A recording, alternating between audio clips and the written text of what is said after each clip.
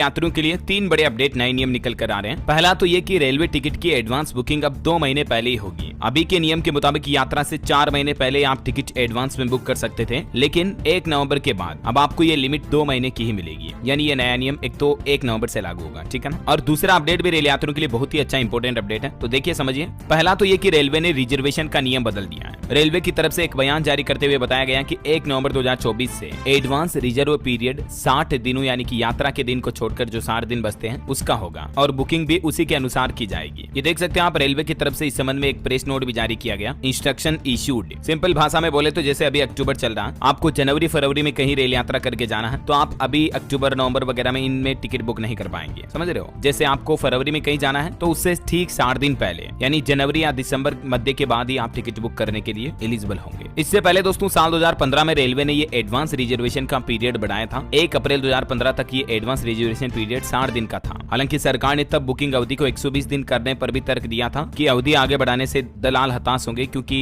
इसमें ज्यादा cancellation charge देना होगा। हालांकि तब कई लोगों ने यह भी तर्क दिया कि रिजर्वेशन पीरियड को आगे बढ़ाने का रेलवे का उद्देश्य अतिरिक्त 60 दिनों के लिए ब्याज के साथ साथ कैंसिलेशन की ज्यादा संख्या के माध्यम से एडिशनल रेवेन्यू कमाना है। तो रेलवे पर ये आरोप भी लगे थे उस वक्त जब 120 दिन टाइम पीरियड चल रहा था इतने दिनों से। हालांकि अब ये रेलवे ने जो 2 महीने 60 दिन की न्यू रूल्स लागू किए हैं, इसके चलते रेलवे को ब्याज और कैंसिलेशन से कमाई कम होगी, जाहिर सी बात है, वरना तो इतने दिन का एडवांस पैसा रेलवे के पास पहले से ही जमा रहता है ना। इसके अलावा भी दोस्तों रेलवे ने वेटिंग लिस्ट को खत्म करने की भी योजना बनाई है। IRCTC ने हाल ही में कई बदलाव किए हैं, जिसमें ट्रेनों में अगले 5 से 6 सालों के भीतर वेटिंग लिस्ट की लंबे समय से चली आ रही समस्या को पूरी तरह से खत्म करने की योजना भी शामिल है रेलवे की, ताकि ये सुनिश्चित किया जा सके कि हर यात्री को एक कंफर्म बर्थ मिले। एक रेलवे सुपर ऐप लॉन्च करने की भी योजना है, जिसमें यात्री टिकट बुकिंग से लेकर यात्रा की योजना बनाने जैसी सर्विस होगी। रेलवे की योजना AI इनेबल्ड कैमरा लगाने की भी है, आर्टिफिशियल इंटेलिजेंस से जुड़े, ताकि IRCTC रेल यात्रा के दौरान लोगों को परोसे जाने वाले फूड की क्वालिटी की मॉनिटरिंग कर पाएगी। साल भी दिवाली पर पटाखे फोड़ने पर प्रतिबंध लगा दिया गया है। कुछ अलग अलग राज्य सरकारों की तरफ से गाइडलाइन जारी की गई है, चलिए देखते हैं। देखिए सबसे पहले तो दिवाली में पटाखे बैन कर दिए गए हैं, पटाखों की ऑनलाइन डिलीवरी भी नहीं होगी,